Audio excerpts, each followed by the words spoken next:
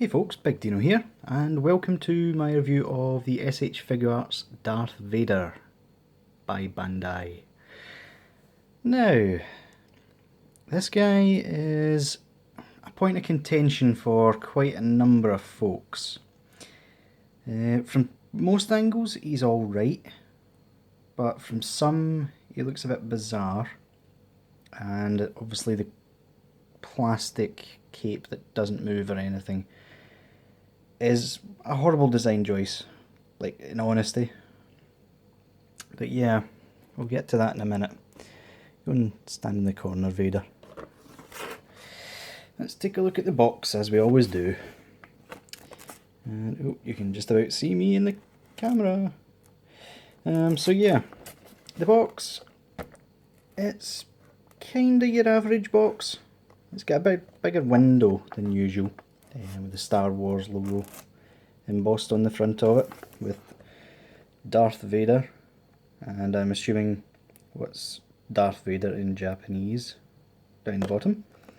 Bandai 2015, made in China, Tamashii Nations, Bandai. We've got a picture of him on the side.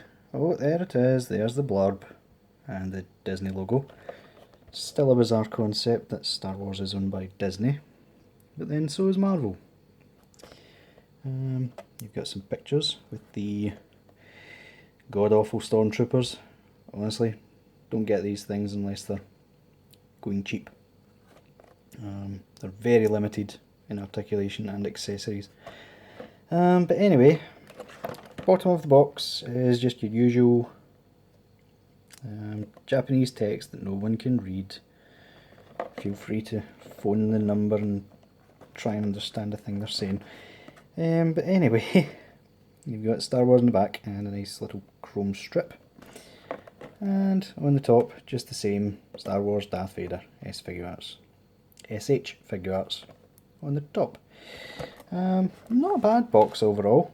It's nice and shiny sort of cardboard. But yeah, one thing is, if the Tong ever start making these guys, there's no way to differentiate it, because obviously Toy Animation doesn't use these, and they don't have any other sort of sticker that they can use to make sure it's authentic. But yeah, anyway, let's get back to this guy, shall we? And more importantly, to his accessories, or pretty much lack thereof. First and foremost is his lightsaber, which, as you will see, it's nice and straight, which is always good. It's a bit washed out looking, which isn't so great. There's nice details on the hilt, very nice details. But the one thing you'll notice, if I put it back in his hand, is that it's absolutely massive. I mean, there's really no need for the lightsaber to be that length and that big, in honesty. It looks as if Vader's having trouble holding the thing. Which brings me on to the second accessory, which is his lightsaber with no sort of blade or anything, but it also doesn't attach to his belt anywhere or pretty much do anything. So it's just here to eat up budget, I think, which is unfortunate. I mean, I know it's not standard fare that Vader's lightsaber sits in his waist, but most of the figures have it now. It's pretty much standard that that's where it gets hidden when he's not using it. Final non-hand accessory is, if I hold Vader real quick, this little thing. His little, can't hold him and focus the damn thing at the same time. Come on. You focus nicely on the lightsaber. There we go, that'll do. His little nubbin from when he had a really bad day in Return of the Jedi. Yeah, so that's not a bad little accessory. Vader, stand back up. picked you up too early. In terms of hands, he's a bit short on them, but then Vader didn't really do much in the way of hands. You've got his fist hands, which come on him in the box. You'll see on that hand, the peg is actually in the hand instead of the other way about that it usually is. That's to accommodate the cut-off hand nubbin. You get two of these hands, his gripping hands, which are obviously unusually wide open to accommodate that huge lightsaber. There's one in his hand and one of them there. And finally his force choke slash come to me, Luke, I am your father hand. Again, all of these has one with this, one without, to accommodate the nubbin. But yeah, apart from that, it doesn't really come with anything else. The first edition bonus came with a nice big stand to simulate the Death Star sort of background. But frankly, I got this guy cheap off of Mandarake. That's literally the only reason I actually have him. I wasn't willing to pay upwards of £50 for this guy. Not after the reviews that I'd seen of him already. I'm trying to track Luke down, but if he doesn't appear on Mandarake, then unfortunately I won't actually have him. I'm actually debating on whether to keep this guy or not, if I'm brutally honest with you. So yeah, let's switch up a hand. We do. Let's just give him a normal fist hand. As you can see, this side, just a normal ball peg.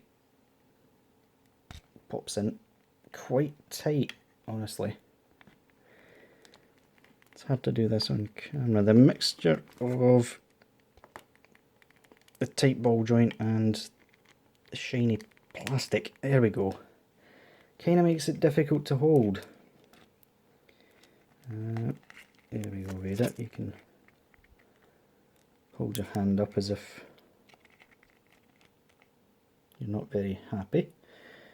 Right, change this side, and as you can see, full thing pops right out the socket. Put that there for now.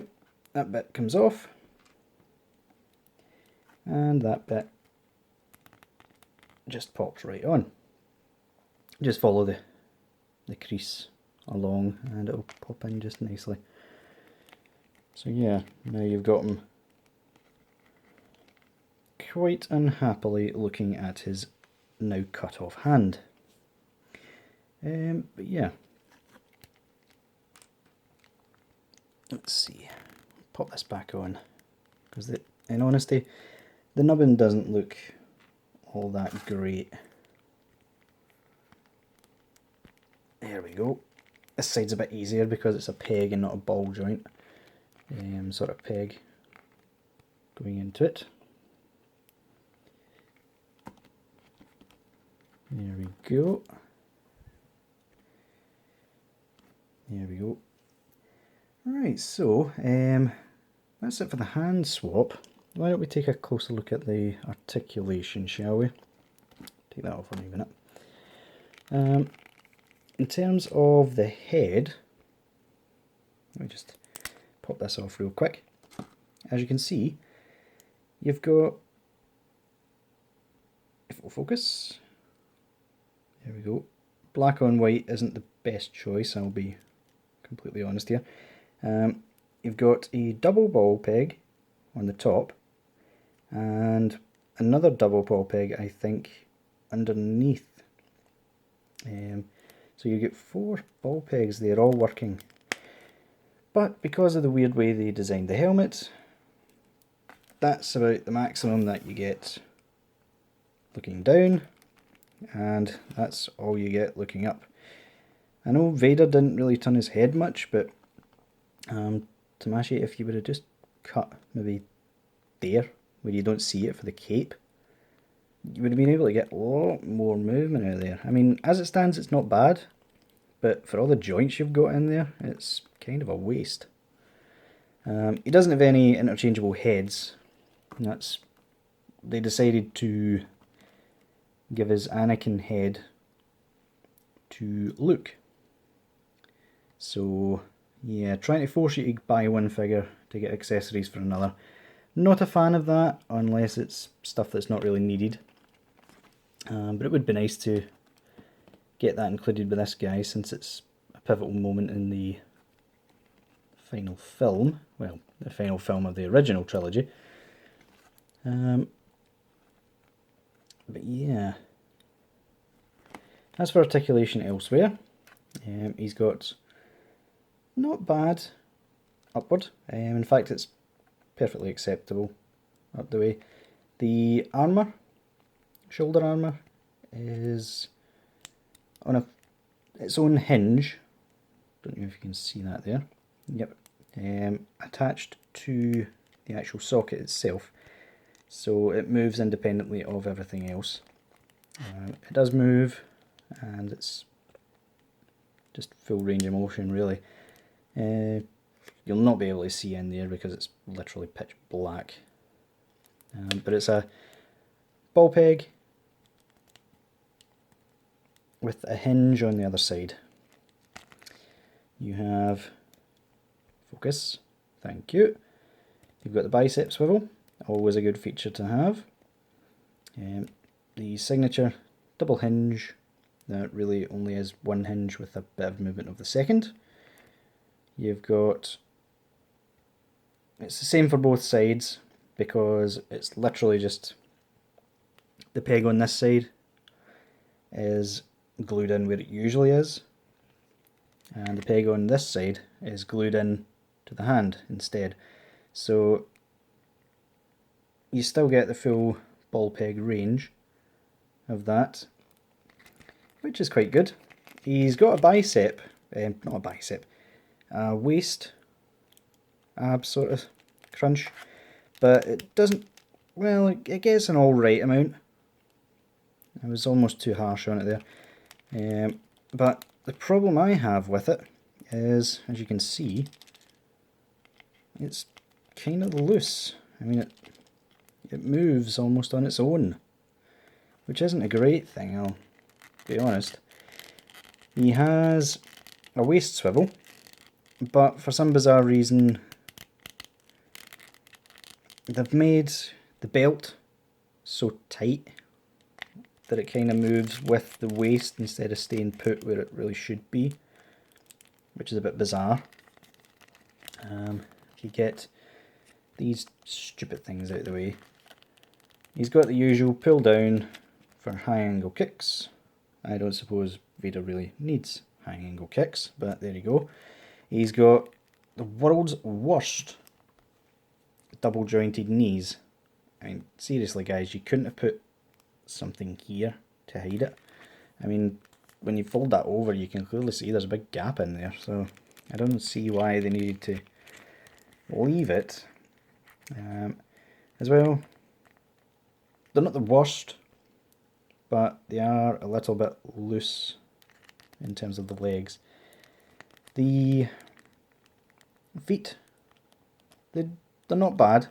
They could be better. They've got almost no ankle pivot for some bizarre reason. I don't know why. Mine's definitely hasn't stuck. It's the same on both. It only gets about that much movement.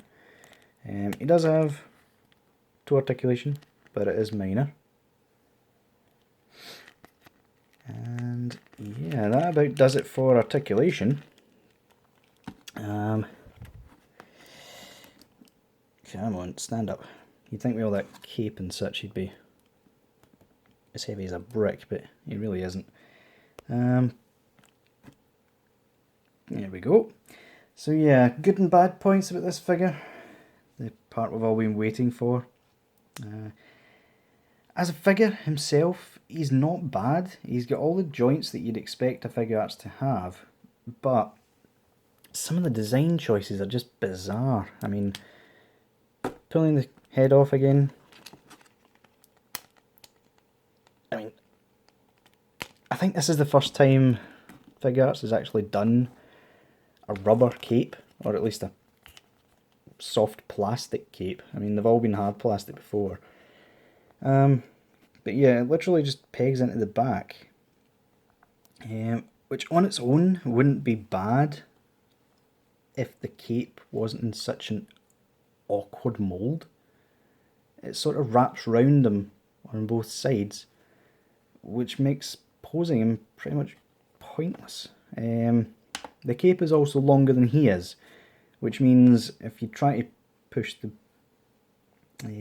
figure back any, it won't, because he's already too tall for the damn thing. It doesn't droop, it actually just sits there. Final issue with this cape, apart from the fact that there's nothing there that actually poses, is this bit. Don't know if you can see, I'll try and put it into the light.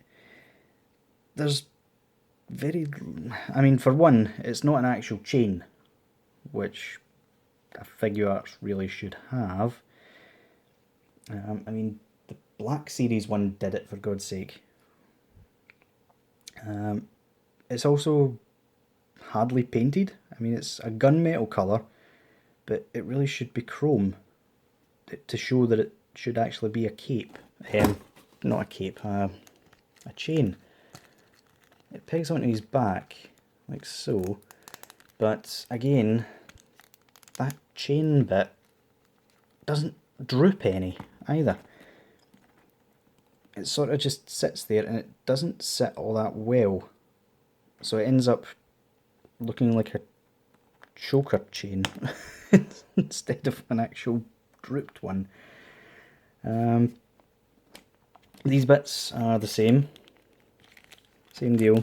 They're soft, malleable, but they don't pose any, and they always look as if they're flowing in the wind, the same as the cape, which means you can't really get them into a signature Darth Vader static pose. I mean, you can move these out. There's sort of slots that he goes into, but again, that just makes it even more flappy. I mean, that pose right there is not bad for Darth Vader, but he doesn't need that much flap, if that's even a sense that you can use. But yeah, he's not bad. Final thoughts on the figure. If you can get him cheap enough, then yeah, I'd probably go for him. But he's not without faults.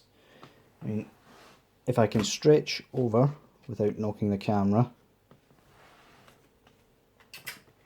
I can quickly show him next to the Black Series, which, I'll be honest, really isn't a perfect figure, but it towers over him.